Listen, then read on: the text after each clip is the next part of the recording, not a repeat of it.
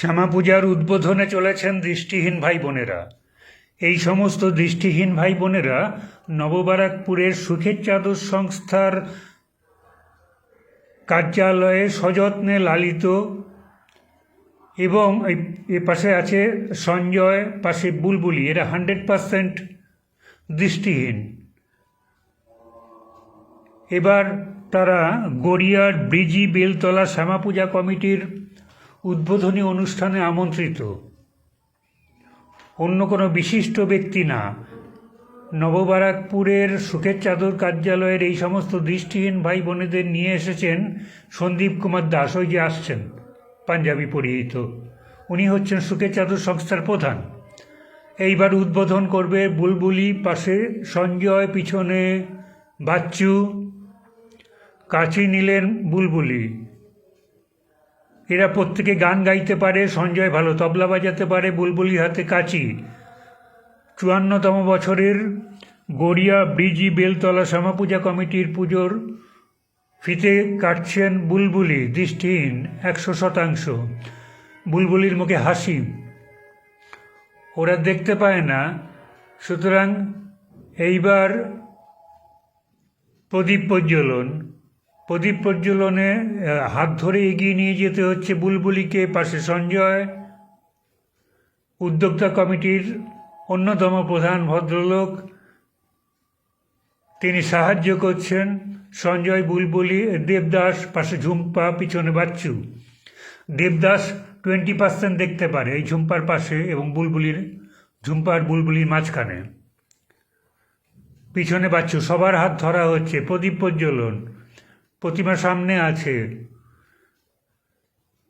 সবাই সবার হাত ধরেছে। উদ্যোক্তা কমিটির প্রধান আছেন। প্রদীপ জ্বালানো হয়ে গেল। এইবার পুষ্পার্ঘ্য নিবেদন হবে, তারপরে প্রতিমার মুখের উন্মোচন হবে। ঝুম্পা, বুলবুলি, সঞ্জয়, দেবদাস, বাচ্চু, প্রচুর উদ্যোক্তা এখানে আছেন।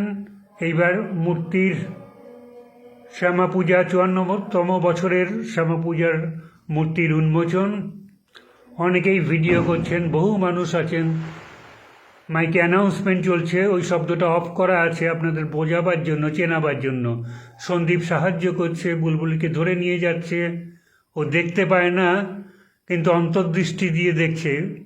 প্রণাম করল ঠাকুরকে। এবার দেবদাস 20% দেখতে পায়।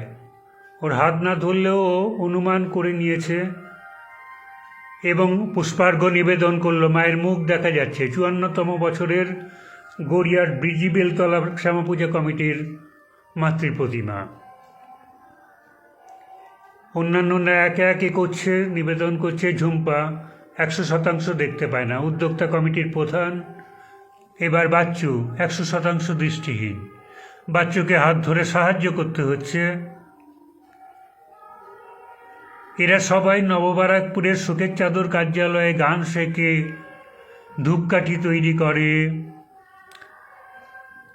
প্রণাম জানানো মায়ের মূর্তিতে। এবং